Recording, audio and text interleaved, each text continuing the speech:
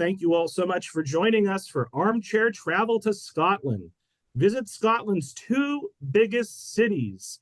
Edinburgh is royal and stately, while Glasgow is brash and edgy. But both have rich history, amazing museums, and incredible architecture, and there is always time to stop at a pub for a pint and some fish and chips.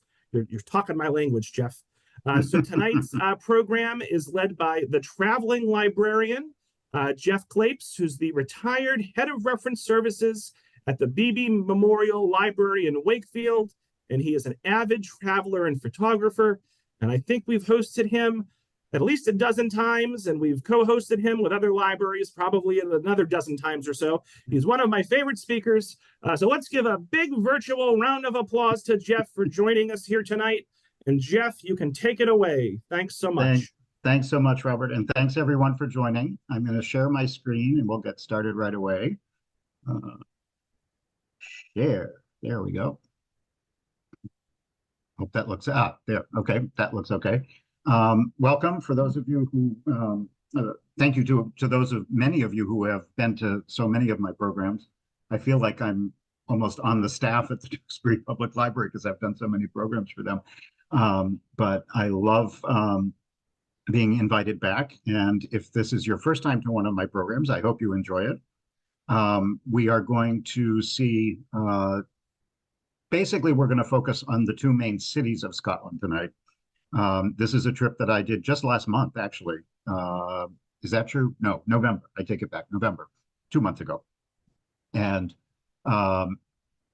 you may be surprised to know that for someone like me who has done so much traveling, I've never actually been to Scotland. It's been on my list for a long time, and there was a cheap fare, and so I decided I would go and just at least spend a week or so seeing, if not the surrounding countryside, because November isn't really the best time to do that in Scotland, but I really wanted to see the two main cities, Edinburgh, the capital, and Glasgow.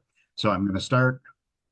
As Robert said, if you have any questions, feel free to pop them into the Q&A, and I'll see if I can keep an eye on those as we go along and answer them along the way. And if I miss any when the program's over, I'll try and catch up.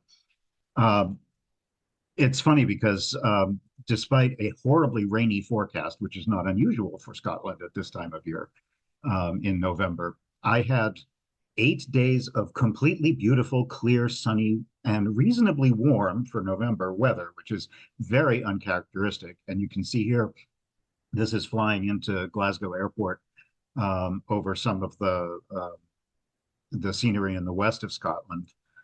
In fact, we got a beautiful view of Loch Lomond, which you can see over on the right. Putting Scotland on the map, just a little basic information. It's about 5.5 million people, so slightly smaller than Massachusetts, which I think is edging up closer to 8 million at this point. And it's funny because if you look at the map and see the size of Scotland compared to the size of England, England's population is 10 times as large as that of Scotland. And even Massachusetts, which is roughly the same geographic area, has like 2 million more people. The two cities that we're going to look at tonight, Edinburgh, which is the capital, has about 500,000 people. Glasgow is slightly bigger, around 600 or so. But roughly, they're both about the size of Boston, for those of you in Massachusetts. Of course, I'm sure if you've followed the news, you know that Scotland, being part of the UK, is no longer in the European Union, although Scotland, during the vote several years ago, was actually significantly pro-Remain, and that's caused a lot of friction, let's say, in the politics there. We'll talk about some of that a little bit later. There is an independence movement and has been for quite some time in Scotland, but it's not really terribly strong. And a number of the efforts that they have had to move towards complete independence from the UK have not really gone anywhere. We'll see if that happens again sometime in the next few years. We'll talk more about some of the governance later. But I do just want to point out, again, just for looking at the map, Edinburgh and Glasgow are actually quite close to each other. They're only about an hour and a half apart by train. um, in the lowlands, right in the middle of the country. And we're going to start with Edinburgh on the east coast, which is near the mouth of the Forth River, which widens as it gets over here into the ocean. And I should also point out Leith, which is the original historic port. And actually, even today, it's the current port as well for the city. The historic city is actually about 3 miles or so from the coast. I also just want to point out a couple things we're going to see later. Over here, we're going to visit the Forth Bridge, which is a very famous historic monument from the 19th century. And we're also going to go, it's not actually marked on the map, but we're going to go visit Rosslyn, which is just a few miles straight south from the center of Edinburgh a little bit later. You can see from an aerial view the large number of green spaces in the city. Holyrood Park is the largest one over here on the right, but there's also Calton Hill, which we'll visit, and the Meadows, a number of other parks throughout the city, which make it a very beautiful place to stroll around. I stayed in a hotel called the Royal Scots Club, which is actually a private club started after World War I to honor Scotsmen who died in World War I. But today it has an attached hotel that you can stay in, and you can enjoy, if you are staying in the hotel, you can enjoy a lot of the elegant public spaces that are part of this hotel. So there's some beautiful public rooms, including a lounge that you can have drinks in. There's a bar, a wonderful restaurant, very elegant dining room up on the first floor, where you can start every day, if you can stand it, with a full Scottish breakfast, which of course has eggs any style, tomatoes, toast, bacon. You can't see hidden under the bacon is blood pudding, sausages, all kinds of stuff. It's definitely a good way to start the day if you're gearing yourself up for a day of sightseeing. The arrival, which is the way I came into the city from the train, is often at the massive Waverley train station, which is the main central train station for Edinburgh. And above it is this luxurious Balmoral Hotel. And I just have to point out one interesting factoid about the hotel. You can see it has this beautiful tower. This is a hotel that was built in the Victorian era, late Victorian era, as a terminus hotel for the trains. But you can see it has a clock tower. And an interesting thing that I didn't find out until I had been there for a few days is that clock is actually, even today, deliberately set 5 minutes fast, so that if you are rushing to the train station to catch your train, it gives you a little added cushion so you don't miss your train. That's a tradition that they do even today. You can see the beautiful sunny weather I had, which is, as I mentioned earlier, is very unusual compared to what Scotland normally sees, particularly in November. Here I am on the top of Calton Hill, which is about 350 feet high, and a very easy way to get a view of the city. We're looking west down Princes Street. You can see the hotel I just mentioned here by the train station, and way off in the distance, which we'll visit later, is Edinburgh Castle, probably the single most popular monument to visit in the city. And if you climb Calton Hill, there's a number of interesting monuments there, mostly from the 18th and 19th century. This is one in honor of Admiral Nelson. Here's another one, which is a Greek temple originally designed to mimic the Parthenon in Athens. And it's unfinished. It was built in the 1820s, originally to honor soldiers who had died in the Napoleonic Wars. And it was funded by donations, and embarrassingly, they ran out of donations. They didn't have enough of them. So it was never finished, and it's now considered this sort of unusual architectural folly at the top of the hill. And it's referred to sometimes as Scotland's folly or Edinburgh's disgrace, because they never ended up getting enough money to finish it. But it does make a wonderful spot to see all the way around the city. In fact, if we look to the south, to Arthur's Seat, which you'll hear more about shortly when we climb it, that's the highest point in the city. And it's kind of interesting that Edinburgh is considerably hillier than you might expect when you start walking around it. And there's a surprising amount of wild nature very close to the city, which is also kind of enjoyable. I'll show you that in a little bit. Looking towards the west again, over a monument to philosopher Dougal Stewart. And right behind it, this very weird looking building is actually a modern shopping mall. But it's kind of an interesting architectural thing right in the middle of the city. But Calton Hill is lovely because there's all these different monuments. It's very open. And if you're lucky, like I was, to get lovely weather, you can see views in 360 degrees over all the spires, church spires, hills, and so forth around the city, as well as the ocean, which is very close by. The building on the right here is the City Observatory, which was built in the 1700s. There's just another nice view over the city with all the spires. Edinburgh is very often considered one of the most beautiful cities in Europe because of its elegant layout and its architecture, which I hope you'll see as we go through some of these photographs. Here I am at the top of Arthur's Seat. This is the photo proving that I was actually there. Arthur's Seat is an ancient volcano, and it's over 800 feet high, which makes it an extremely high hill to have right pretty much in the center of the city. And it does have incredible views in all directions. It takes a good hour or so or more to climb. I took advantage of the beautiful weather to go up there.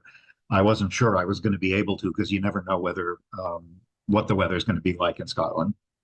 But here we're looking north back over the city to the Firth of Forth and the harbor of the port city of Leith, which is now basically just a port suburb of the city. And across the Forth, you can see the county of Fife.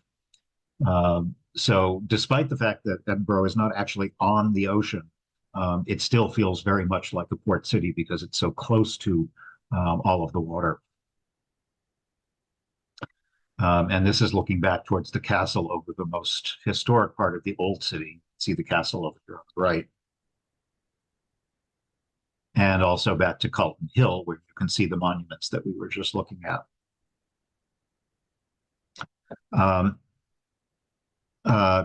The Arthur's Seat is actually part of what is called Holyrood Park, which is a very, very large wild park right in the middle of the city. The name of Arthur's Seat actually has nothing to do with King Arthur. It's probably, they say it's probably a corruption of an old Gaelic term meaning high place, which is very logical given the height of it. And you can now climb up along with hundreds of other people, particularly on a very nice day like the day I was there. But it's such a large park that you will have enough space to yourself, I think. But it's a fairly strenuous climb. Although there's some nice, part of it is paved, part of the path is just hard packed dirt. But as you get closer to the top, it gets much more rocky. So if you have any kind of mobility issues, you might want to think twice about it because it's reasonably strenuous. You can see how wild it is, though. It's funny. I have to show you something funny about this picture that you may not notice right away. This is looking up to Arthur's Seat, way up at the top. And I didn't realize as I was taking this photograph that there is actually, I accidentally caught a picture of this guy peeing in the shrubbery. So the poor guy doesn't realize that now he's part of a travel presentation being seen in America. One of the big buildings very close to Arthur's Seat and the park is this very modern structure at the base of the mountain called Dynamic Earth, which is kind of it's a science center and it has a planetarium, and it's a great spot if you're traveling with children.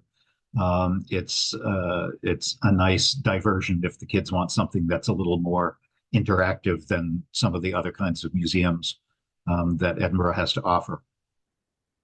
But I think one of the best things for me, those of you who've been to my presentations before know that my background is in architectural history, so I'm always fascinated by architecture in the places I travel, and it's probably one of the most enjoyable things about Edinburgh. Here's a gorgeous hotel. There's a lot of beautiful Georgian architecture, wonderful streetscapes with elegant Georgian townhouses like you can see here. The Georgian period, of course, is related to King George, and it was kind of around the late 18th, early 19th century, and is very elegant, very symmetrical, usually. If you think about Bridgerton, if you've ever watched Bridgerton or thought about Jane Austen, that's the time period we're talking about, and a lot of the architecture is very appropriate for that era. There are some fancy official buildings like this one. But of course, Edinburgh being an extremely old city also has a lot of stuff like this. I love this building in the Old Town, which is at the very top of the Royal Mile. We'll see that in a minute. So I'm going to start you at probably, like I said, the best known of all of the sites to see in the city, which is the castle, Edinburgh Castle, which is on the top of another ancient volcano, just like Arthur's Seat. And there has been a castle on this hilltop since at least the 12th century, although much of what you're seeing here was built quite a bit later. I would recommend getting there early. You can buy your tickets because it's so popular. It's well worth it to buy your tickets online ahead of time. So you can buy a timed ticket and get there early. And I was lucky enough to get the first tickets of the day. Again, this was November, so there were plenty of visitors, but it wasn't as crowded as it would be during the summer months. And if you get there first thing in the morning, I actually had probably a good 30 to 45 minutes where the castle was almost empty before people really started to get in. And in addition to being a beautiful historic monument, you can explore all over the castle complex, but you see amazing views right in the center of the city. Here you can see the train station, the museums, the new town across the street, across the park rather, which we'll explore in a little bit.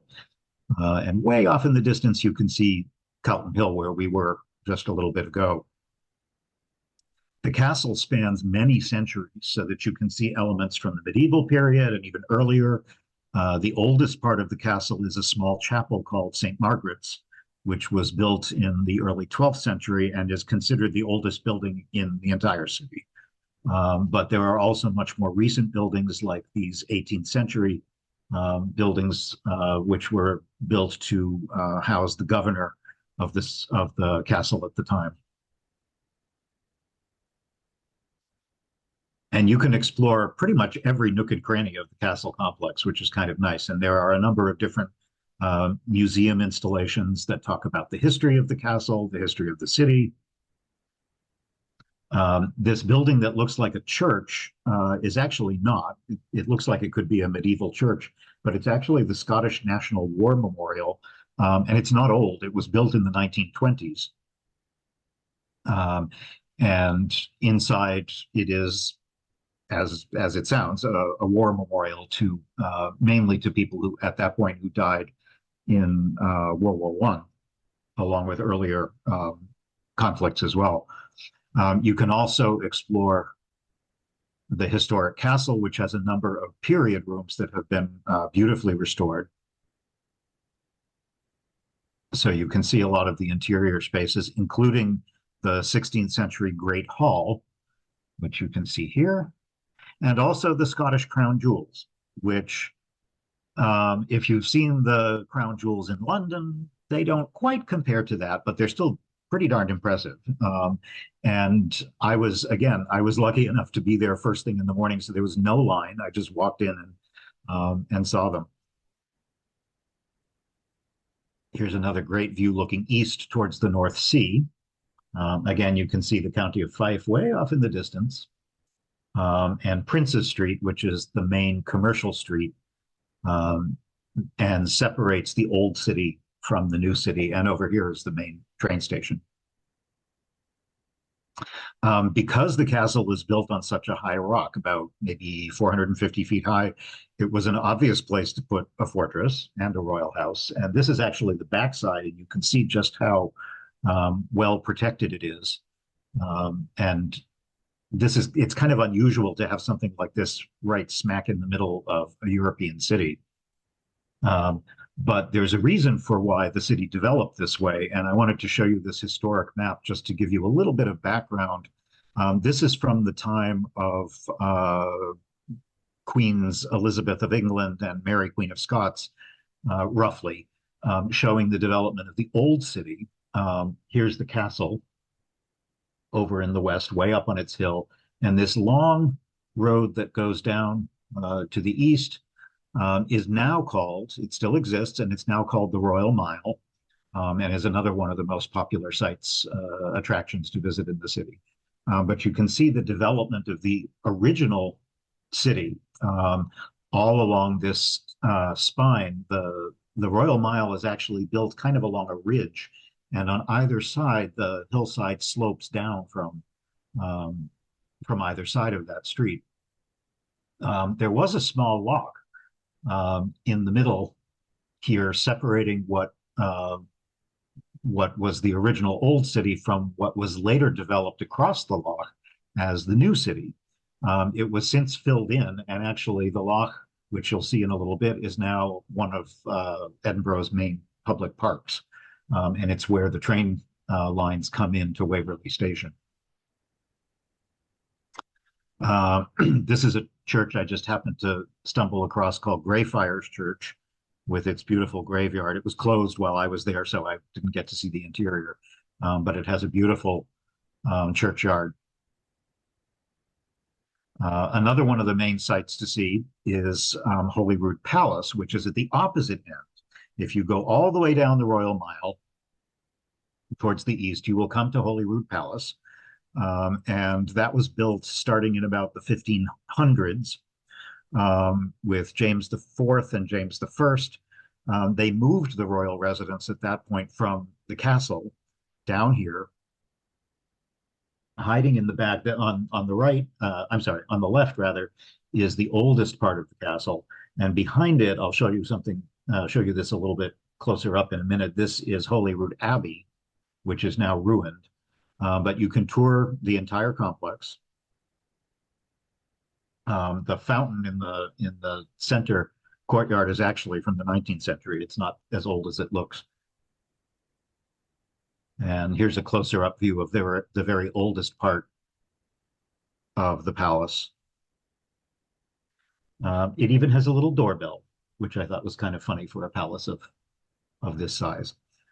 It makes it seem like you could just stop in for the afternoon and see the Queen and see if she's in by ringing the bell. It's built around this beautiful courtyard in Georgian style, and it is still used today for official functions, obviously. Here is the Abbey, ruined partly because of damage in the 16th century from invading English armies, and also the Scottish Reformation. But also partly because, unfortunately, just because of subsequent neglect, it was never really restored. So now they're just kind of trying to shore it up so that it doesn't suffer any additional damage. The roof fell in the 1760s, and since then it's basically just been a very picturesque ruin. And you can see behind it the remains of the larger foundations back when the Abbey was even bigger than it is today. Holyrood Abbey backs up to Holyrood Park, which is where Arthur's Seat is. But before you get to the hillside, there's a lot of beautiful open space and beautiful lawns where you can picnic and stroll along. There's some ponds and so forth. It's a beautiful area. And for something completely different, right across the street from Holyrood Palace, hundreds of years old, is Scotland's extremely modern Parliament building. with, at the time, a pro-Israel demonstration. This was only a month after the terrorist attacks in Israel in October. So on varying days, there were either pro-Palestinian or pro-Israeli protests and marches going on throughout the city. This building is extremely modern. It was very much criticized, as you might imagine, for being out of step with the style of historic Edinburgh. But it's actually become kind of, if not a beloved monument, it's certainly people have warmed to it a little bit. And it is actually a fascinating building, particularly inside. Scotland's Parliament, just a little bit of history here. Scotland's Parliament was merged with England's in 1707, when it became the United Kingdom of England and Scotland. But in 1998, legislation allowed Scotland, through something they called devolution, powers were devolved to Scotland's Parliament. So there are a certain number of things that Scotland can now do for itself. Essentially, they can decide things that are not expressly considered to be part of the purview of the UK Parliament based in London. I just happened to notice in the chat that there's a question about whether those are supposed to look like guns on the outside of the Parliament building. And now that you mentioned it, I can kind of see that, but no, they are not. The designs are mostly abstract, from what I was able to understand. You can take a tour of the inside of the building if you want, where they talk a little bit about the architecture. But it's a very unusual building, as you can see. It opened in 2004. And it's kind of hard to get a grasp of because there's so many little different parts that bump up against each other. This is the inside, the main chamber for Scotland's Parliament, which has 129 MPs. It is a unicameral parliament, so it's just this one legislative body. And as long as there's nothing going on, you can tour most of the building on your own, or if you want, you can. They have organized tours that will explain a little bit more. This is the backside. Again, you can see just how completely unusual this building is compared to the rest of the historic city. There was a vote in 2014 to see if Scotland wanted to pursue independence, and it garnered only 44% at the time. But there's still very strong interest in splitting from the rest of the UK, especially since Brexit, which even in the rest of the UK, people are, recent polls seem to indicate people are having some misgivings about. The Scots actually opposed Brexit by a fairly substantial margin. So there's always been this friction where they were essentially forced out of the European Union by the vote that came from the other parts of the UK. Again, just some more pictures of the building from different angles.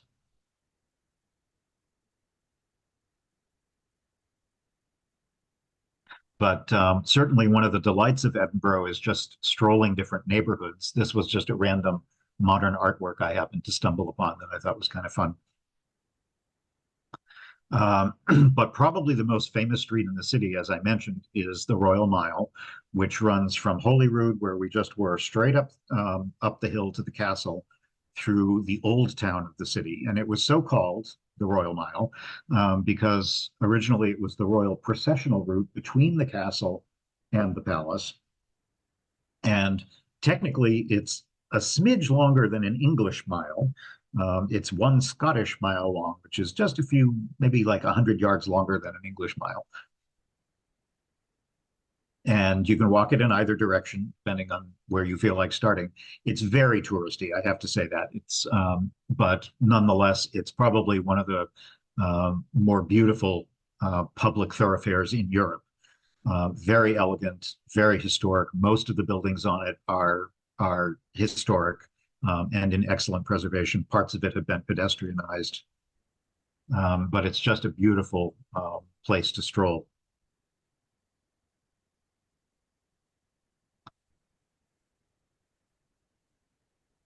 You can see lots of touristy things like delicious hog roasts if you want, or bunny wee gifts, and plenty of schlocky tourist stuff that you can buy. All sorts of things: sweatshirts, t-shirts, cows. This is a plague. If you're into rubber ducks, you can get one that looks like the plague doctor from the Middle Ages.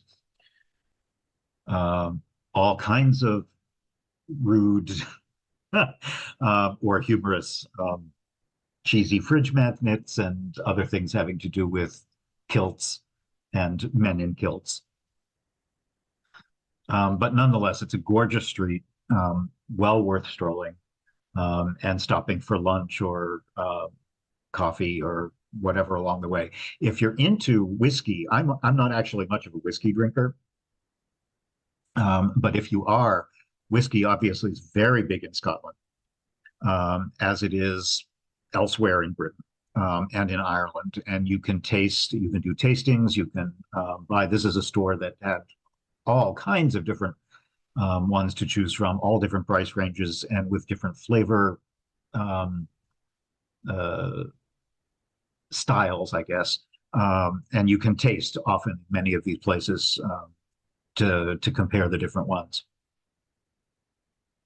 If you have any Scottish connections in your family, which I know many people, certainly in the Northeast here, do, should you happen to need a kilt, there are also a number of places where you can get one made for you. The Old Town, as I mentioned, this main street that goes up through the Old Town is built on this long ridge, kind of like a spine. And on either side are a number of very old narrow streets called closes. Flesh Market Close is one that you can imagine what in historic times, probably what that referred to. This would have been an area where there were unlikely either brothels or possibly meat markets, because flesh is related to the old word for Fleisch, meaning meat. I'm not actually sure which. But most of the closes that went, these narrow streets that went off the Royal Mile, were named for either trades or prominent merchants or residents that were somehow connected with the street. And there is one that you can tour, which I highly recommend. It's called Mary King's Close. It's actually only one of two that is named for a woman. She was, actually, it's four closes right next to each other. She was a major merchant, fairly wealthy merchant, unusual in her day for being a woman. And there were four parallel closes. This is a model where you can see from the main street these narrow little roads that went down in between the buildings, spilling down the side of the hillside.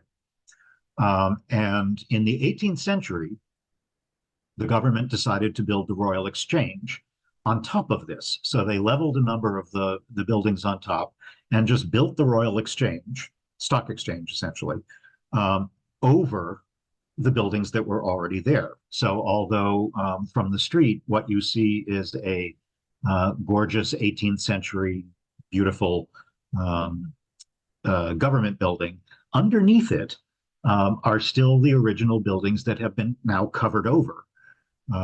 So they are no longer open to the sky as they would have been originally, but you can take a tour, and it's the tour guides are excellent. I was really amazed at how good a job they did and how much they knew, so that you can get a bit of an idea of what old Scotland or old Edinburgh would have been like to live in during the 17th, early 18th century.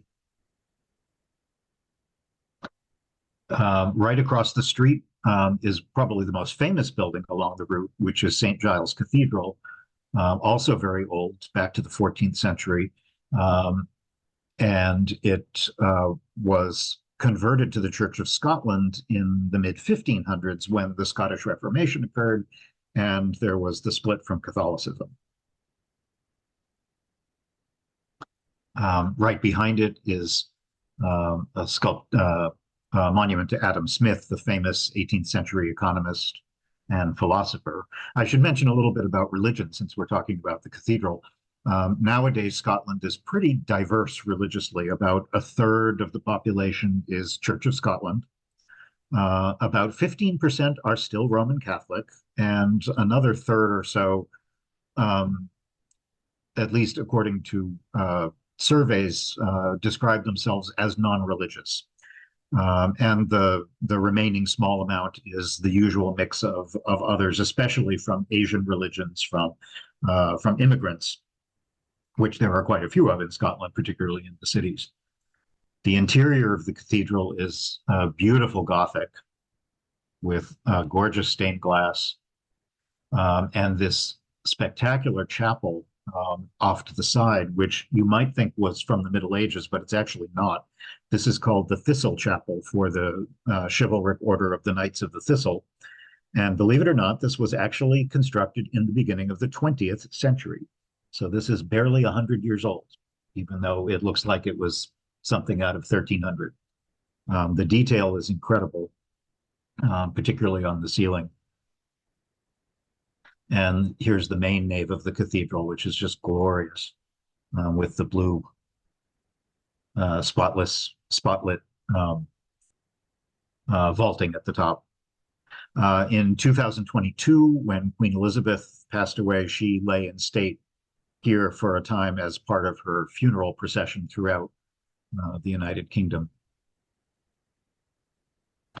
And if you walk through the gardens, which I mentioned, these are called the Princes Street Gardens, which are in a sort of low area, which I mentioned was originally water. It was a loch, and it got filled in.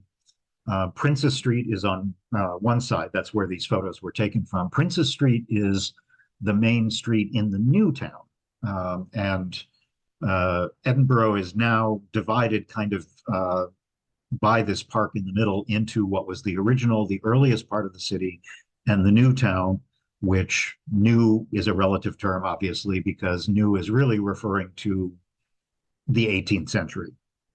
So much more recent than the old town, but still. So Princes Street is the main thoroughfare in the new town, and it borders a number of important monuments, which I'll show you shortly, and it borders this park. Whereas the Royal Mile is the main street in the old town, and they are more or less parallel.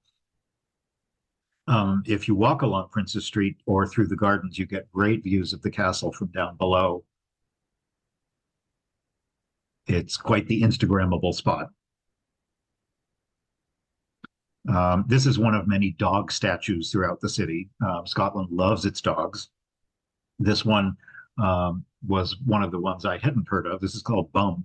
Bum was from the 1880s. He was beloved in his neighborhood. The most famous one, which I neglected to take a photograph of, is Greyfriars Bobby, who was a terrier who got very famous in the 19th century for guarding his master's grave for many years after he died. And there's actually a statue to him outside Greyfriars Church. Here's some of the monuments on this side of town. This astounding one on the left is a monument to the author Sir Walter Scott. It's over 200 feet high. And on the right is the towers of the new college, which is part of the University of Edinburgh. This is the Divinity School, actually.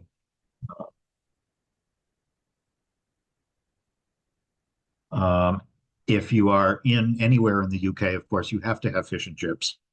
And on the recommendation of a friend, I had to go to Bertie's, which is considered the best proper fish and chips in Edinburgh. And I have to admit, it was really good. I, of course, also had to have some sticky toffee pudding for dessert. And although I'm not much of a beer drinker myself, one thing I love about the UK is how easy it is to get a wide variety of ciders, which I do like. So that's what I tended to drink when I went to pubs. This is the street that that particular restaurant is on. It's this stylishly curved street called Victoria Terrace, named for the Queen, Victoria, and it has these great colorful buildings. And up above, you can kind of see this promenade, which is elevated, so you can actually walk along here and look down onto the street.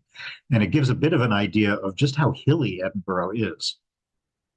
Not just the places, the big places like where the castle is or where Arthur's Seat is. The rest of the city has some pretty substantial hills in it. It's also a magical city at night. This is that same house that I showed you earlier at night. And they light up many of the monuments, like the castle itself, and just a lot of the beautiful little atmospheric streets that you can stroll around.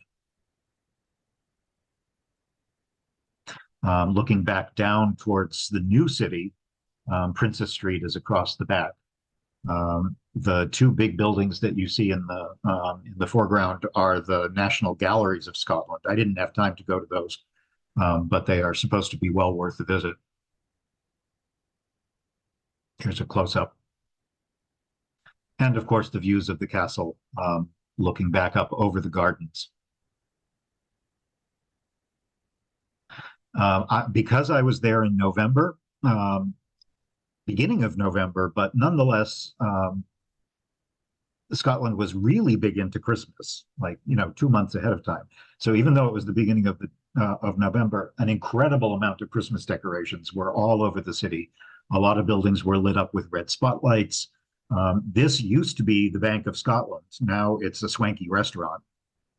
And clearly they know how to decorate.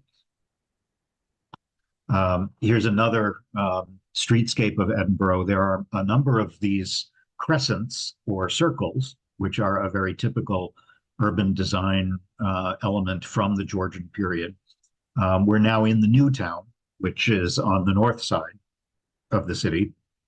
Lots of elegant Georgian townhouses in a row. You'll often see crescents like this, or what they call circuses, which is a complete circle. And usually in the middle, there will be a park, often a private park, which only the residents are allowed access to. And here's a very typical fancy Georgian entry. You'll often see a lot of very beautiful, bright painted doorways. And even the less fancy neighborhoods like this one still have beautiful rows of stone townhouses. And a popular place to live nowadays there are different names for these. They're often called mews. They're little back alleys. This one is actually behind one of the other crescents. And they were originally for carriages, stables for horses, servants' quarters, and so forth. But these days, many of them have been spiffed up and are extremely desirable and expensive housing, particularly because they're a little off the beaten path and they're quaint and have cobblestone streets and so forth. This is one of the nicer ones with its picturesque church steeple in the background. If you want a little more drama, here's the residence of the Prime Minister, which is on Charlotte Square.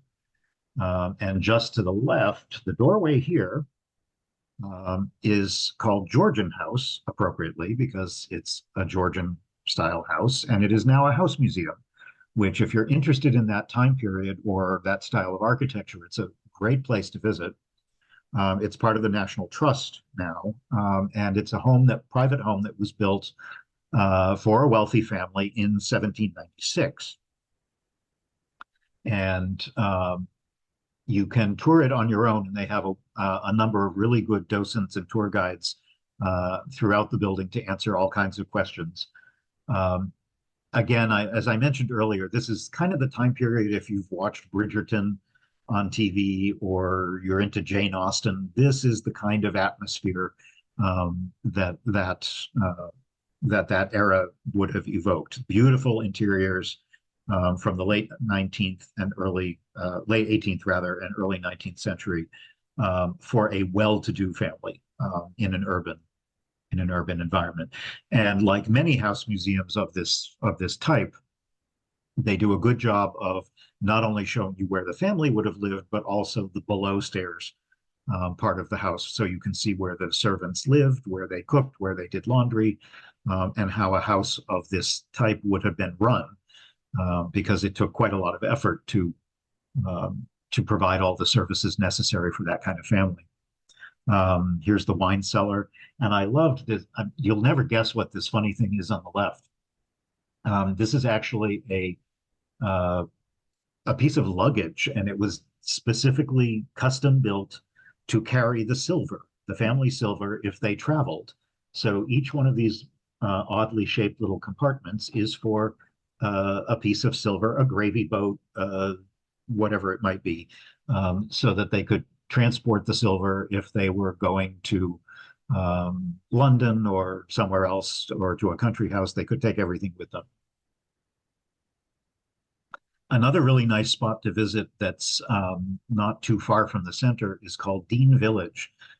Dean Village is very old as a neighborhood, and was once originally a very prosperous mill village that was actually outside the city, but over the centuries, particularly since the Industrial Revolution and more recent development, it's kind of been swallowed up and is now just a neighborhood of downtown Edinburgh.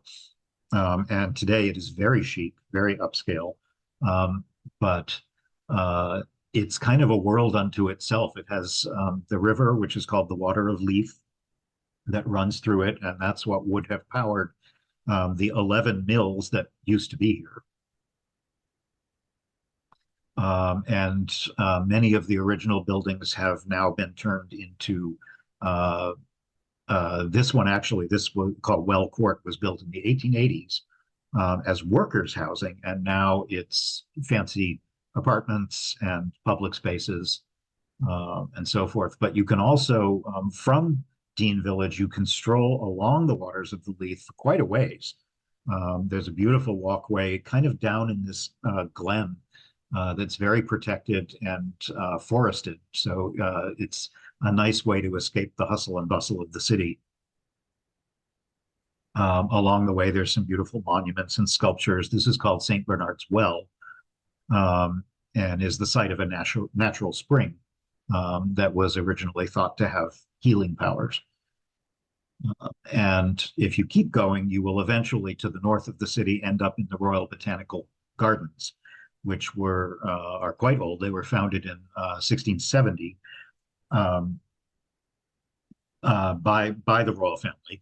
And they have a nice view back over the city from the hills, and lots of areas to stroll through. Trees, they have trees and shrubs and greenhouses showing plants from all over the world. And even though I was, again, there in early November, which is not the ideal time to see plants in Scotland, there was still quite a lot of beautiful greenery and fall foliage and so forth. So as a public park, it's beautiful. Plus it's free, which is also nice. So it makes a very restful oasis if you want to just explore a little bit and see some beautiful gardens. This actually is a glade of magnificent sequoias. And here I am enjoying, I'm pretending I was in Greece, even though I was in Scotland, because the weather was so nice. It was kind of hard to believe that I basically had 8 days of pleasant, warm, sunny weather, which is almost unheard of in Scotland. So I'm going to take you on a couple of quick side trips from Edinburgh also. This is to a few miles south of the center of the city is Rosslyn Chapel. There is a city bus if you want to go there, but it's a bit of a trek on the bus. So I just took an Uber because it was a little bit easier. Rosslyn Chapel is old, from the 15th century, and was originally founded as a Catholic church, and in the Reformation was changed.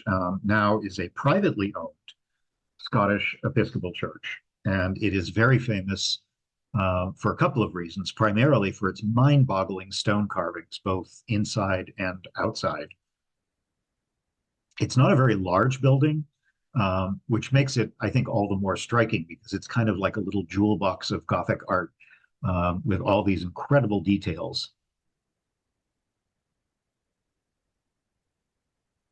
There have been, for a long time, stories of connections to the Knights Templar and the Holy Grail. There's really not much actual basis for any of those theories. And the church, unfortunately, had fallen into decline for quite a long time. But it was resurrected in the 20th century by a private family. And it got a big boost in the early 2000s because you probably remember, even if you didn't read the book, I'm sure you've heard of the Da Vinci Code, the book that Dan Brown wrote, which came out in 2003. And then not too long after, in 2006, they made a feature film out of it starring Tom Hanks. And so it became incredibly famous. And the book, there's a couple of very famous scenes at the end of the book that take place in Rosslyn Chapel. So even though most of the connection that the fictional story uses is entirely fictional, but it drew a huge amount of attention to the building. And now, since then, and even up till today, it attracts enormous numbers of visitors and, fortunately, enormous amounts of money, which has enabled them to do a lot of restoration. Here you can see the fantastic vaulted ceiling inside. There's some beautiful stained glass. And there are unbelievable numbers of individually designed little sculptures throughout the building that they will help you find that have weird characters and stories symbolic of different aspects of the history of the church or mythological creatures and so forth. It's just an amazing place to see. It's also in a beautiful location, a very quaint village out in the countryside. So if you want to escape the city just for a few hours, it's a nice getaway. Another one that I would recommend if you have a chance is to the Firth of Forth, which is only about 7 miles north of the city. The word Firth is distantly related to the Norse word fjord, meaning, well, what you can see here, a sort of narrow inlet of water. And this bridge is one of the more famous bridges in the world, actually. It's 1.5 miles long and now a UNESCO heritage site, finished in 1890. And it's a railroad bridge. It was the first bridge to cross the Forth, and it was designed to take trains across to replace ferries, which were less reliable, and is considered an engineering marvel and a symbol of Scotland. And there's a beautiful spot along the Firth where you can park, and there's a promenade along the river with places where you can get food and take photos and so forth. Again, getting there requires either having a car or rather slow public transit. But it goes through some beautiful countryside, and you can take an Uber if you want, like I did, which makes it a lot easier. But in addition to this bridge, you can also see the other 2 bridges that cross the Forth at this location, the Queens Ferry Crossing Bridge, which is in the middle. That's a cable-stayed bridge completed fairly recently in 2017, and also the earlier Forth Road Bridge from 1964. Both of those are for car traffic. I made a special point to walk 2 miles out of my way. This is what the traveling librarian does for you, so that I could see Scottish Highland Castle, known, and I can't really do a Scottish accent, but there they call them Airy Goos, which they actually are. They are very hairy cows.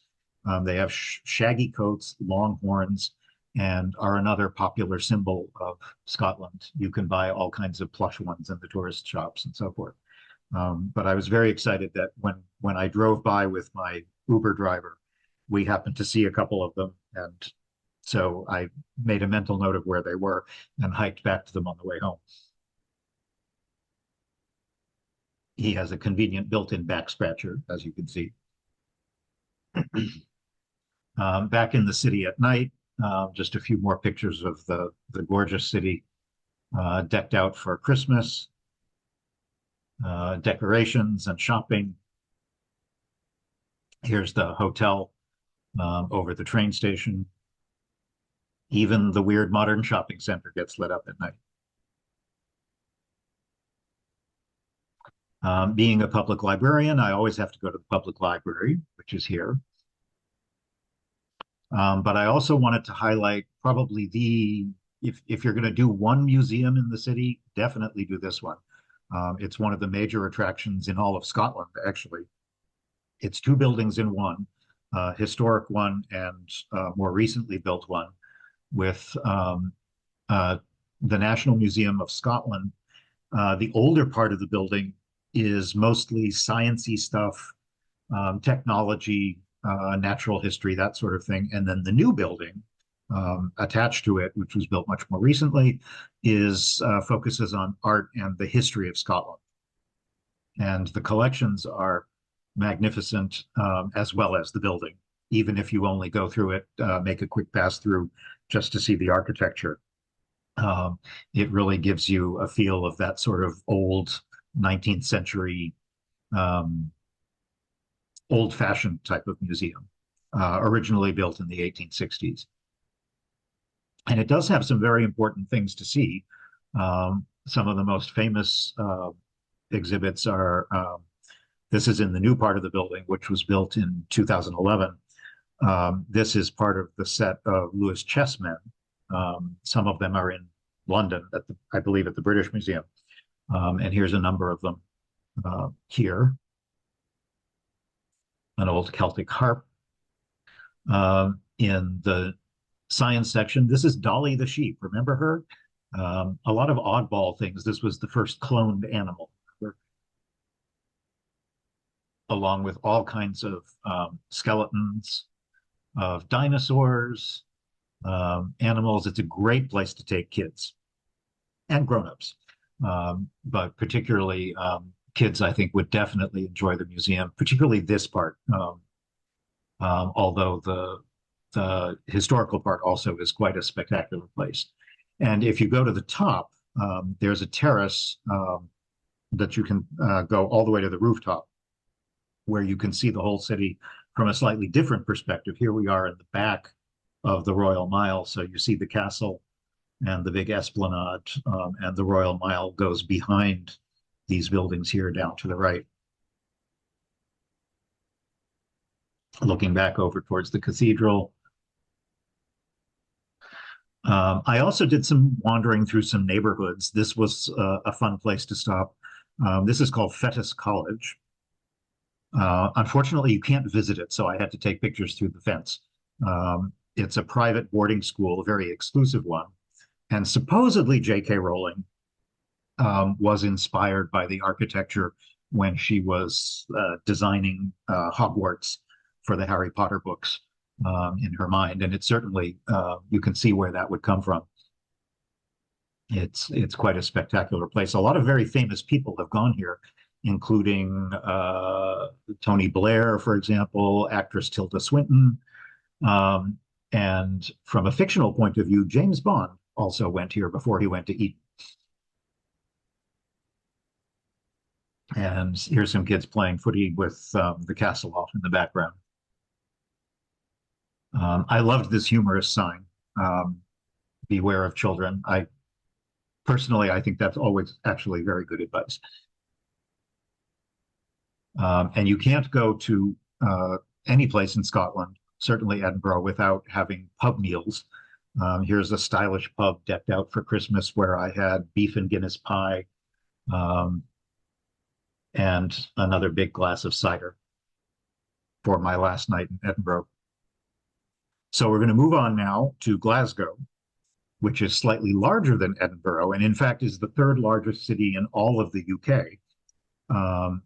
And the River Clyde, which you can see here, flows west through it. So as opposed to the Forth, which goes in Edinburgh, is heading east, Glasgow, the river is heading west. And Glasgow is actually also a very old city, although it may not seem as much when you're walking through it. It's got a very different personality from Edinburgh, and I think it's kind of enjoyable to see the two together so that you can see how they are similar and how they are different. This is the train ride. It's very easily reached by train from one to the other. It's barely 40 miles or so. For those of you in Massachusetts, it's like going from Boston to Worcester. And so it's an inexpensive train ride and maybe 90 minutes at the most. You can see off in the distance, you can see the three bridges that we were looking at earlier that cross the Firth of Forth. And here's the train station when you arrive. Actually, this is Waverley in Edinburgh. Sorry about that. This is the train station, Glasgow Central Station, which is indeed central and very big. And I stayed in the big old gigantic hotel that was a Victorian hotel that was built over the station, just like the one in Edinburgh. It's been nicely renovated in recent years and has my room had a nice view over the train sheds.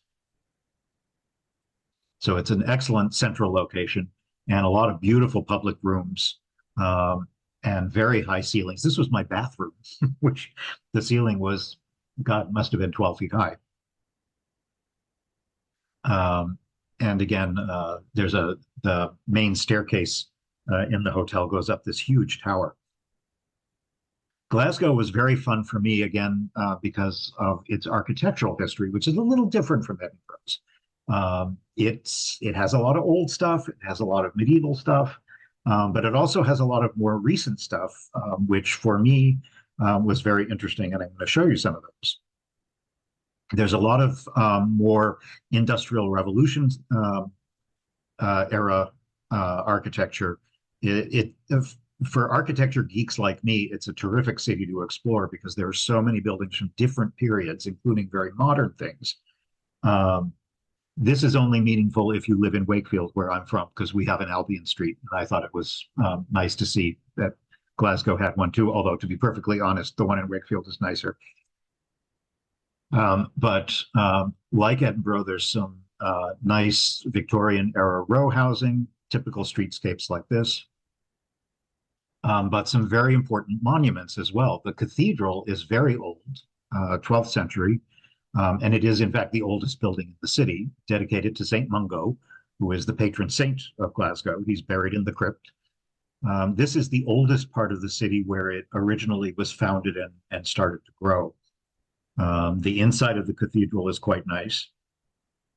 Although I should show you on the right, this is actually an image of what the interior originally looked like when it was brightly painted, which it is no longer. This is the interior now, with a very different design scheme. But it's a beautiful Gothic cathedral, a lot of details, and a very nice museum in the basement. This odd little thing stuck off the side. For those of you who are fans of British comedy, you might have heard of Blackadder.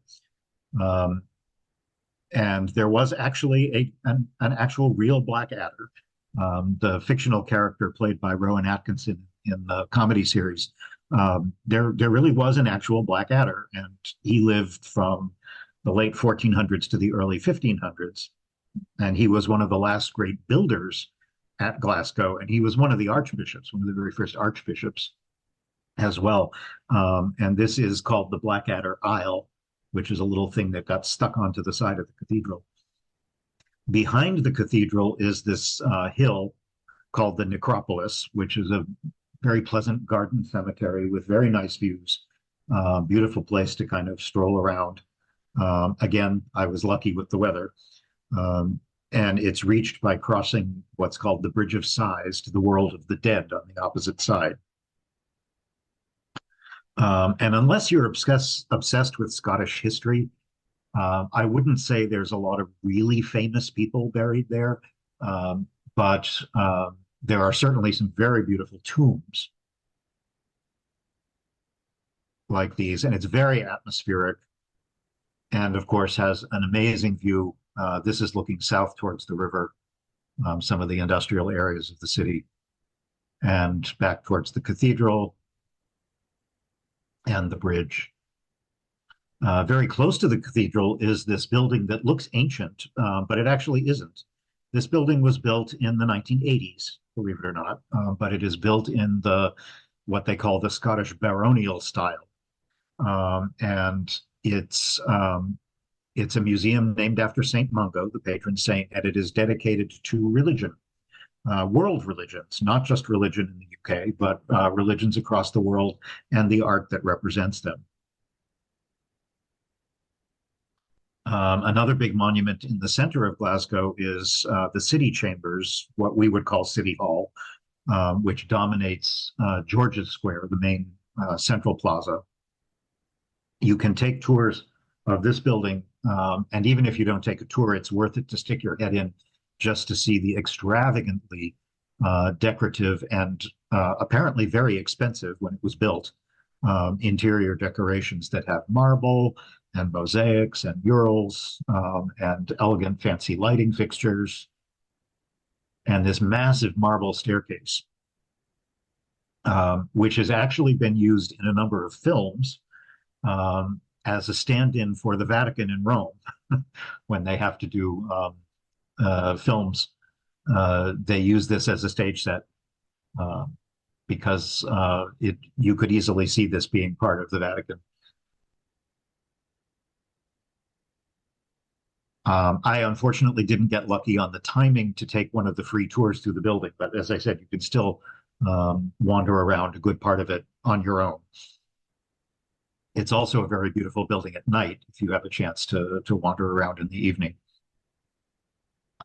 Glasgow has probably more than Edinburgh. I think Glasgow is a mix of old and modern. So here you can see some very modern buildings, some commercial buildings from the early 20th and 19th centuries, and a subway.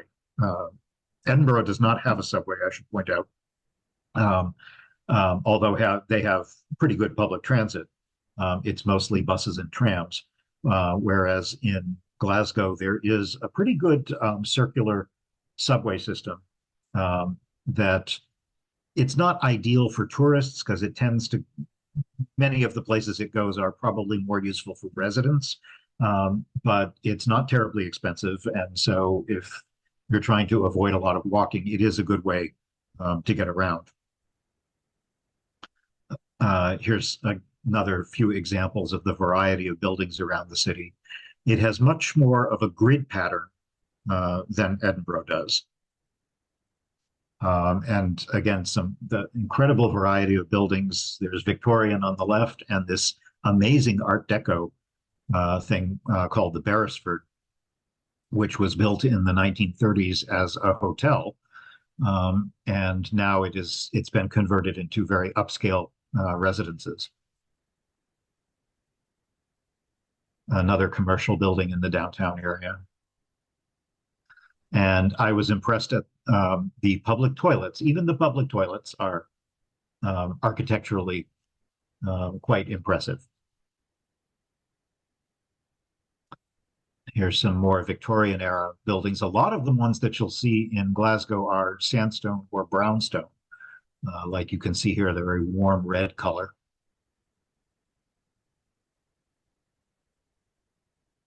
This is the Britannica Panopticon, which is a music hall. It's considered the world's oldest music hall from 1857, and they still have performances, which you can see. They do mention, though, I didn't get a chance to go inside and see a performance, but they do point out that when you book tickets, the building, even to this day, is not heated. So if you go at certain times of year, you should be aware of that and dress accordingly. Here's another of the big old public buildings, or this could very well have been a bank, decked out for Christmas. And some others. This one on the left, I was kind of disappointed. This is one of the most beautiful old mansions. It's called the Charing Cross Mansions, which were built originally as very elegant housing in the Victorian time period, and they've been beautifully restored, except unfortunately they have a Burger King on the first floor, on the ground floor. And on the right is a Georgian style building that looks like a church, but it's actually called Hutchinson's Hall, and it was built as a hospital, which it is no longer. It's now a fancy restaurant, like many other things in Glasgow. Another fancy hotel decked out for Christmas.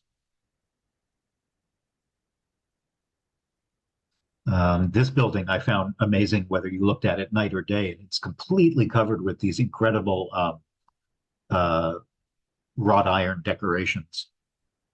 And this is on Buchanan Street, which is the major shopping street in Glasgow, and it's almost entirely pedestrianized, which is terrific. You can stroll for block after block, and there's musicians performing and all kinds of things to eat and places to stay, entertainment. It's a wonderful public space. This unusual building is a Sikh temple, catering to the immigrants who practice the Sikh religion. And for those of you who are fans of Doctor Who, I came across a number of full-size TARDISes randomly placed around the city. Another thing that Glasgow is famous for in more recent years, they started this about maybe 15 years ago. It was a project to revitalize a lot of sort of dumpy buildings by using street art. And there are now dozens of these murals across the city. And you can either stumble upon them randomly, which is not hard to do because there are so many, or if you want, there is an actual trail where you can actually do a walking tour so that you manage to see all of them strolling across the city. But there's quite a few, and they're huge. These are not little tiny murals around, like, on the side of a small building. Most of them are 3-4 stories high and incredibly detailed and all different styles. Another of the major attractions in Glasgow is lovely Kelvingrove Park, which is 85 acres on the west side. I got up early and strolled around in the fog. There's beautiful paths for cycling and walking, lots of monuments. The one on the left is Lord Kelvin, who the park is named after. He was a physicist. You may have heard of the Kelvin temperature scale. That's the guy it's named after. And on the right is Joseph Lister. I don't know why there was a cone on his head. I assume it was just a prank. He was a famous chemist who studied antiseptics, hence Listerine, which you might have used to freshen your breath. But the highlight in the park is the monstrous Kelvingrove Museum, which, like many of the other places that we've seen, is completely free. And it's an unbelievable building. The sun came out after a couple of hours of my strolling around the park. The current building is from 1901. The museum actually started earlier than that, but they moved into this facility in 1901, and the building is just mind-blowing. One side of it, like the museum in Edinburgh, one side of it is devoted to art and history, and the other is devoted to the sciences. And in between is this fantastic lobby, which you can kind of get a sense of the scale from these little people down at the bottom. And they also have this massive organ, pipe organ, which, if you're lucky, you may be able to catch an organ recital. They have those periodically throughout the week. And so here's the hall, the main hall on the science side of the building. And again, on the opposite side, they have arts and history.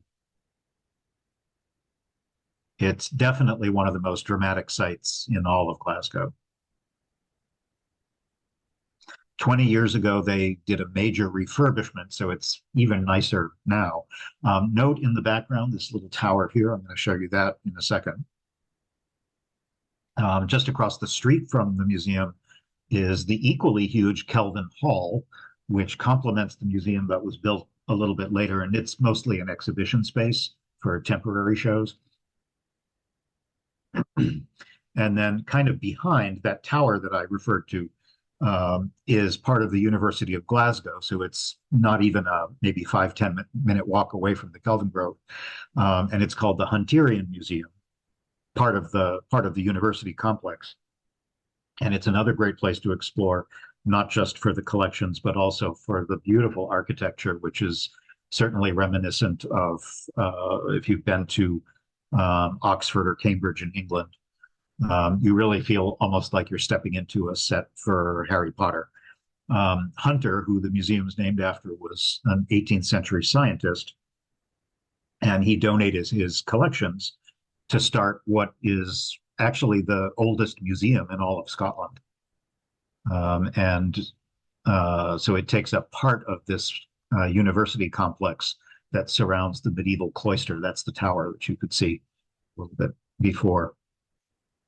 And the collection includes things, it's kind of a mishmash. It has furniture and scientific instruments and fossils and anatomical specimens, all kinds of odd things. Here's the entry lit up for the holidays. And there's two courtyards. This is the opposite courtyard where you can see the chapel for the university as well. And you're probably getting a sense of what a lot of these museums look like on the inside. They're very 19th century in style. This one almost looks a little bit more medieval, with grand galleries and balconies with all kinds of fascinating exhibits, and a monumental grand staircase. The area around the university is quite nice. And because of the university, it's getting a little bit more upscale because there's so many students to support the businesses. This tiny little alley called Ashton Lane used to be nothing terribly special, and now it's become a really trendy place with bars and pubs and music venues and so forth. There's even a Scots Gaelic school in that area. And I should mention a little bit about the language because it has declined significantly, as you might guess, especially since it was actively suppressed in Scotland over the last 150 years due to various politics. These days in Scotland, only about 1% of the total population can fluently speak Scots. They pronounce it Gaelic, actually, as opposed to Irish Gaelic. And most of those people live way out in the Western Islands, the Hebrides. There's been a bit of a revival and some attempts to keep it from dying out completely, but it's hard to imagine that those efforts are going to be enough to really resurrect it. Certainly not to the level that Irish Gaelic is spoken in Ireland. As in Edinburgh, Glasgow also has a botanical garden, which is nice. Again, even in the fall, it was very nice for a stroll, especially since they have these beautiful Victorian greenhouses where you can go in and get warm, enjoy the tropical air, see some interesting plants from around the world.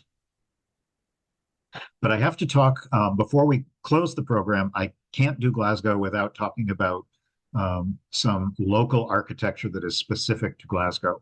And some of you may have heard about Charles Rennie Mackintosh, who is a Scottish, both an architect and a designer. He was born in 1868, died in 1928, and his famous Glasgow School of Art, which you can see here, was unfortunately very badly damaged by a fire in 2014. And they did some significant renovations, and unfortunately, it's hard to believe, but in 2018, it was damaged by a fire again.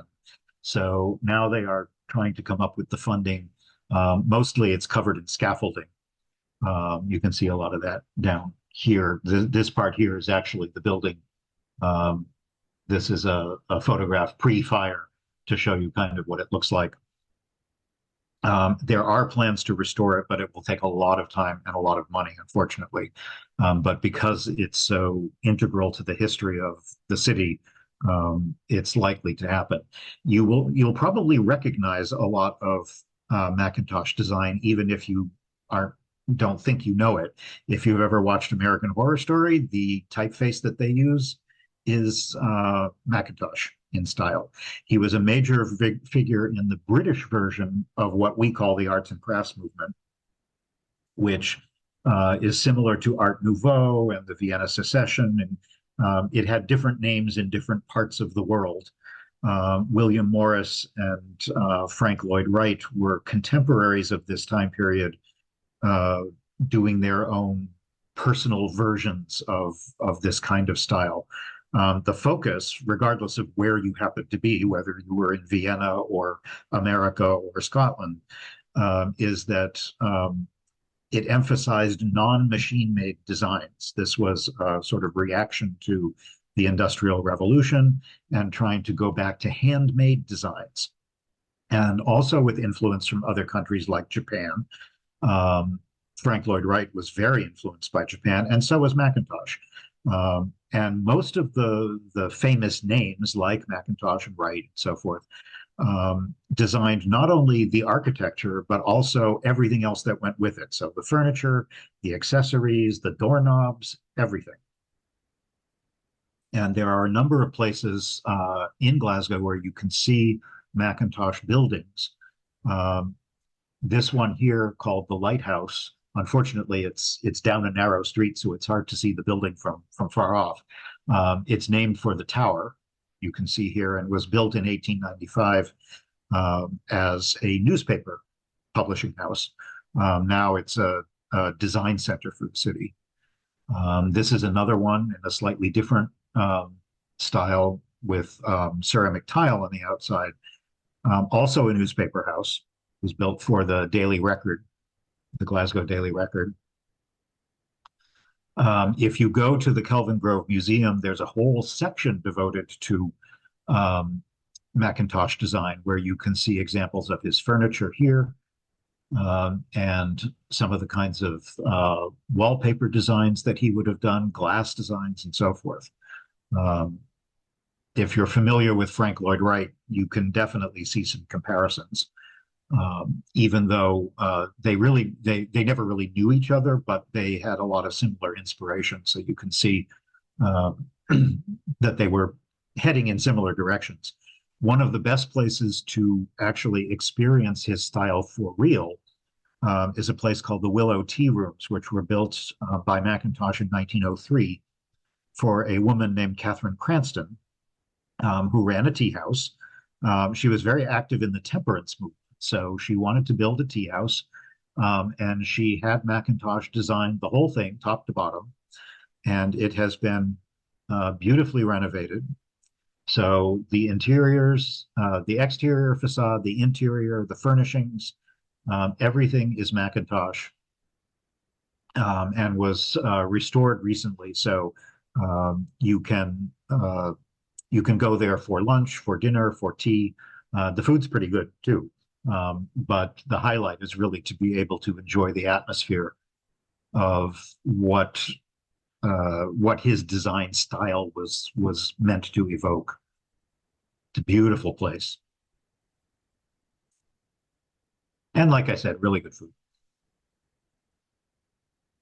I trekked all the way to the south of the river to see another building, which unfortunately, again, these are not my photos. I'm showing you some photos of what the building looked like. This is the Scotland Street Museum, which was built the first decade of the 19th century as a museum school. And I was very anxious to see it. And unfortunately, it was completely covered with scaffolding. So the good news is the scaffolding is because they're trying to restore and renovate it and reopen it as, if not a school, probably more likely an exhibition space.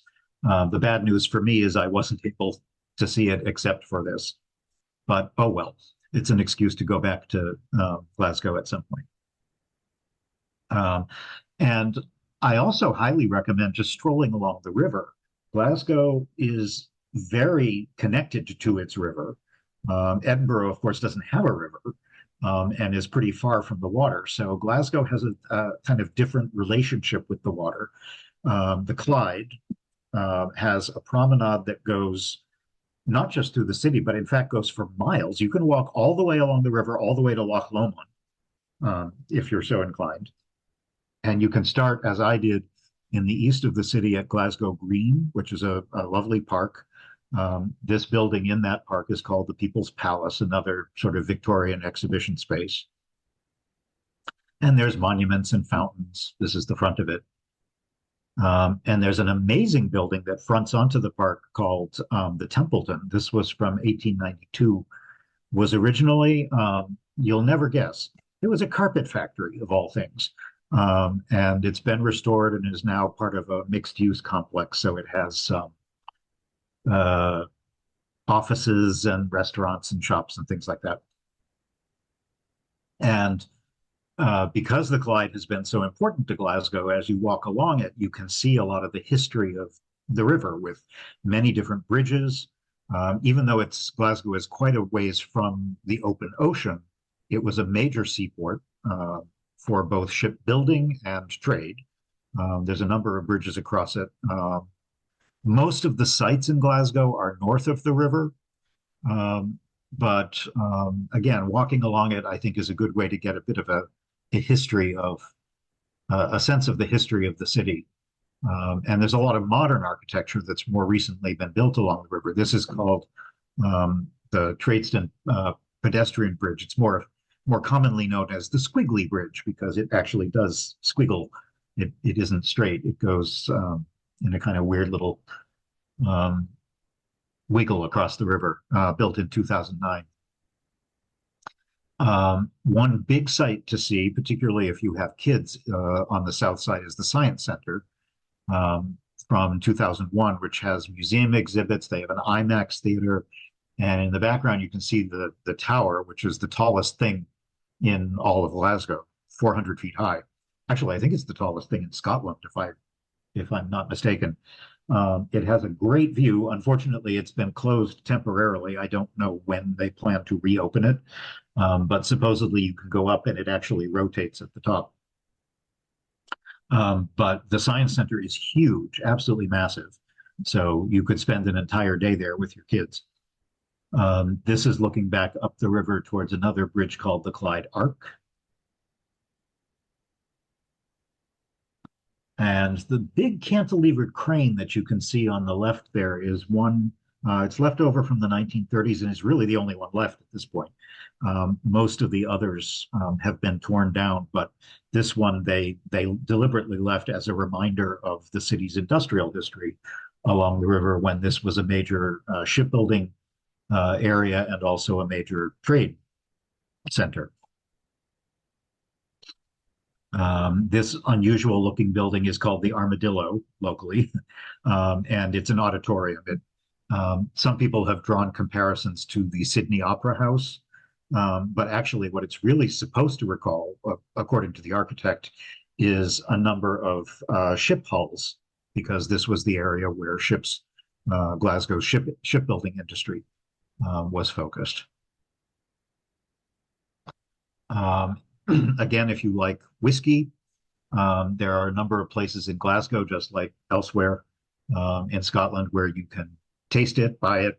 The Clydeside Distillery, which you can see here, has been making whiskey for over 100 years. And you can take a tour of it and also taste it and purchase it if you want. And at the very end of the walk along the river is another great place for kids, a very recent building called the Riverside Museum from 2011, which focuses almost exclusively on transportation and technology. So it's the building itself was designed by Zaha Hadid. I don't know if you've heard of her. She's a very famous Iranian architect. She only has a couple of buildings in the US. Much of her best known work is elsewhere in Asia and Europe. And her design, she actually passed away a couple of years ago, but her firm still designs under her name and tends to build very sinuous forms. and this is a good example of that right along the river. And right next to it, old and new, is the tall ship Glenlee from 1896, which was originally built as a cargo ship. And you can get on it and explore it top to bottom. And the inside of the museum, which is enormous, has displays of cars and trains and boats and ship models, tram cars. There's things that you can ride, all kinds of stuff for kids. It's got a history of virtually every form of transportation you can imagine. There are railroad cars, tram cars, subway cars. Anybody who likes tech stuff could spend easily a whole day in that museum. They are building yet another pedestrian bridge right next to this museum, which will make it easier to cross to the south side. And this is that bridge under construction. Eventually, it's going to pivot on that concrete pylon there, pivot 90 degrees to connect the two sides. Supposedly, they're going to finish that and open it later this year. And so I'll end the program here. We're just a smidge over time with a very typical Scottish image. Here's just an ordinary Scottish guy walking around with his dog and his kilt. You'll see a bunch of people with kilts, particularly in the really touristy areas because they work in the shops and stuff. But I was surprised to see several, I wouldn't say a lot, but more than a couple of just ordinary Scottish people walking around with their kilts and often with their dogs. So I will end my program there and stop my screen share. And then let's take a look at the remaining questions to see if I missed any. So, Jeff, we've got about 9 minutes for questions. And folks, let's give Jeff a big virtual round of applause. If you haven't already, let Jeff know in the chat how much you enjoyed tonight's program. And if you have any questions, get them in now. And we're doing a hard stop at 8:45.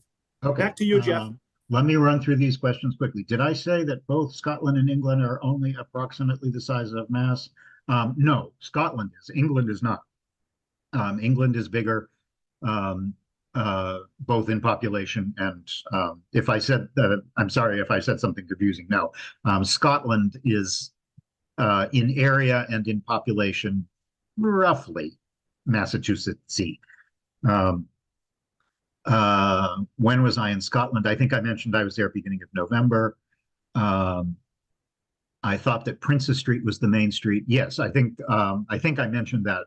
Princess Street is the main street, the main commercial drag for the new town of Edinburgh, whereas the Royal Mile is the main drag for the older part, the old city of Edinburgh.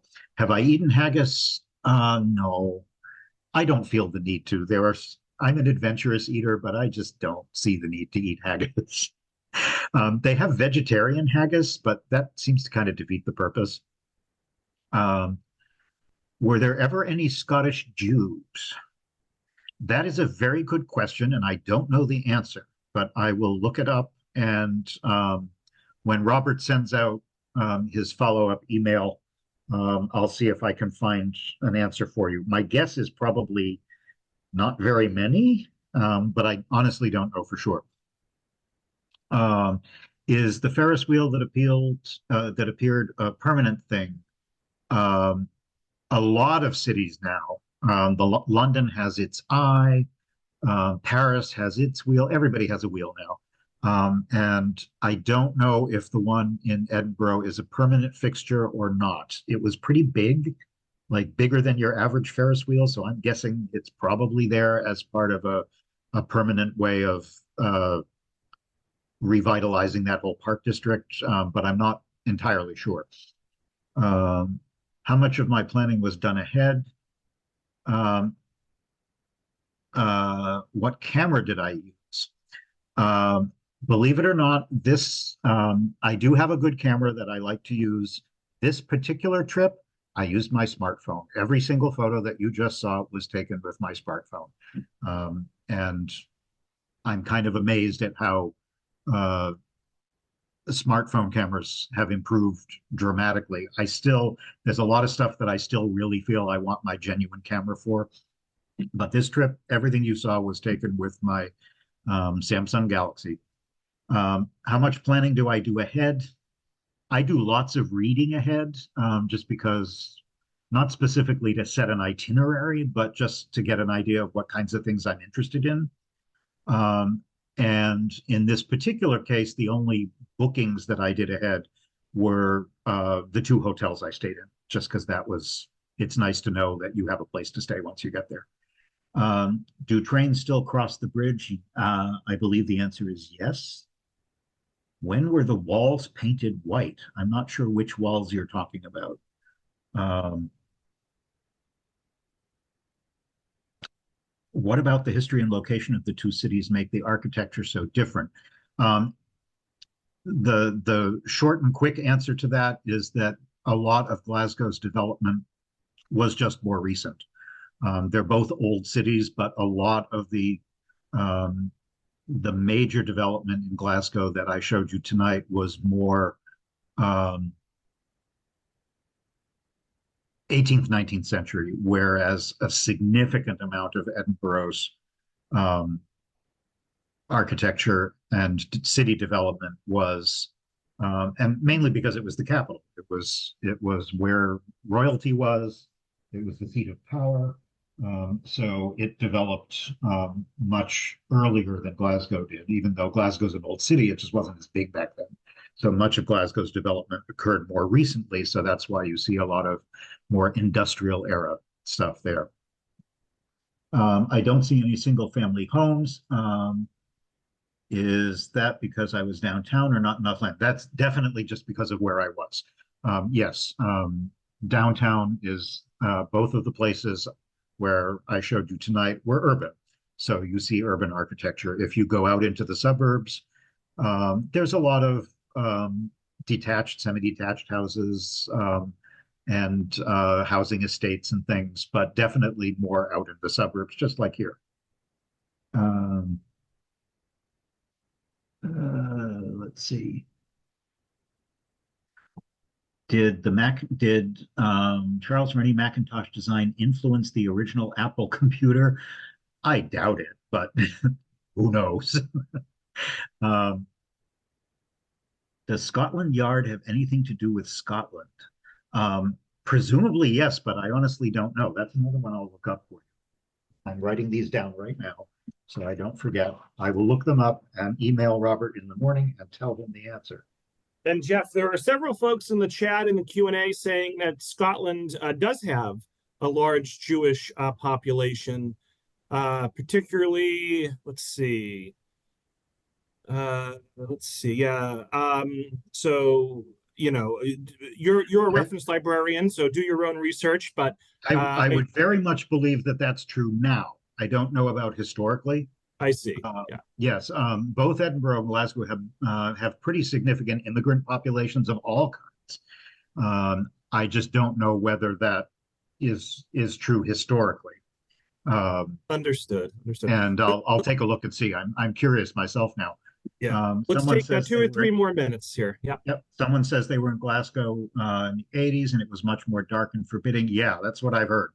A friend of mine who is Scottish and grew up in Edinburgh, but knew the area quite well. A lot of cleaning has been done. He saw my picture of the train station and was amazed that you could see through the windows.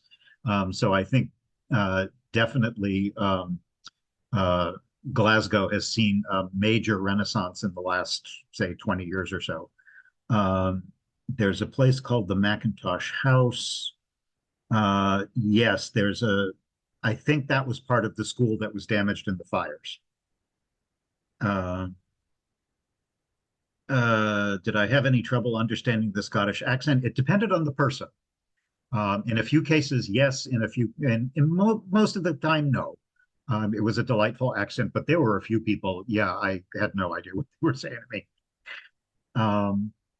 It was not a busy time for traveling. November is not high season in Scotland.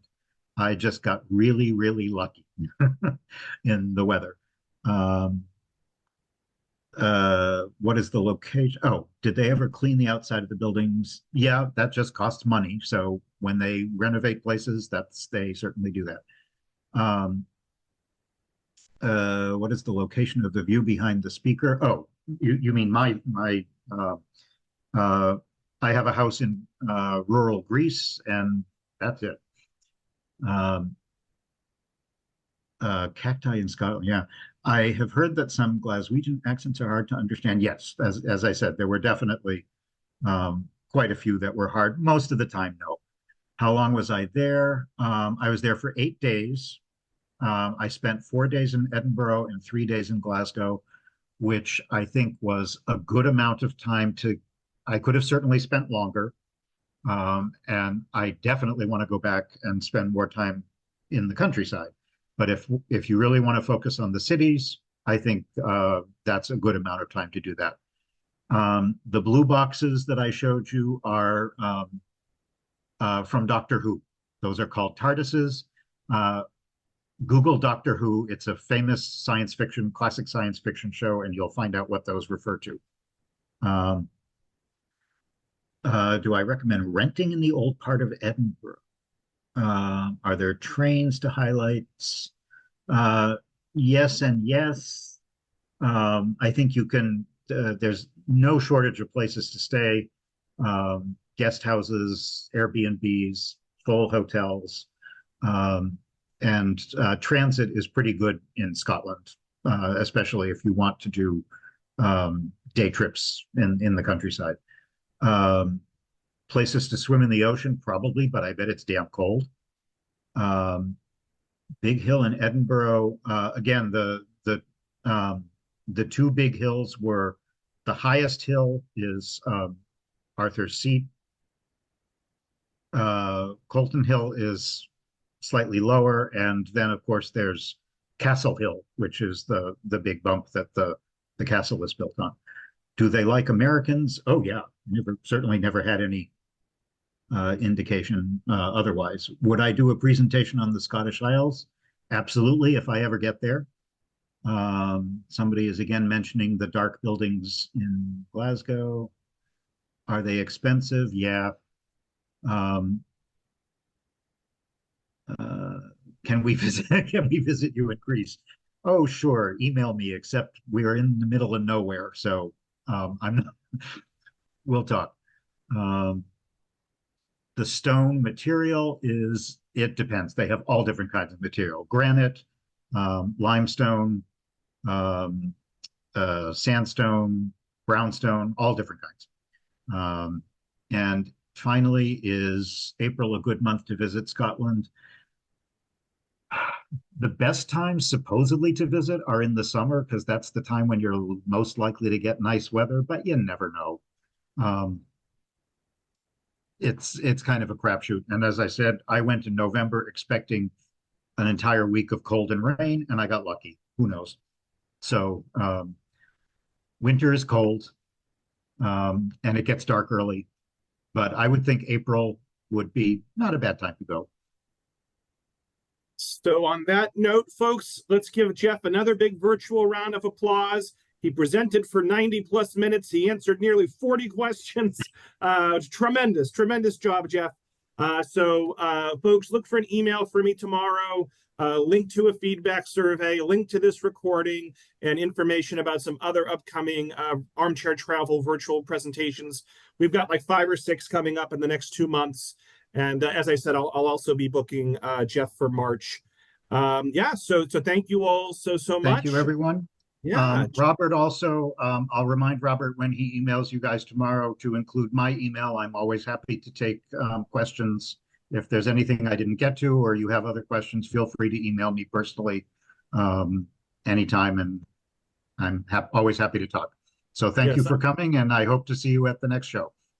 Folks, please don't stalk Jeff in Greece. Okay, let the man have his peace. Okay, it would be hard to. I'm really in the middle of nowhere. If anybody managed to find me, they deserve it.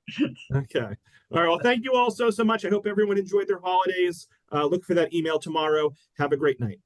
Good night.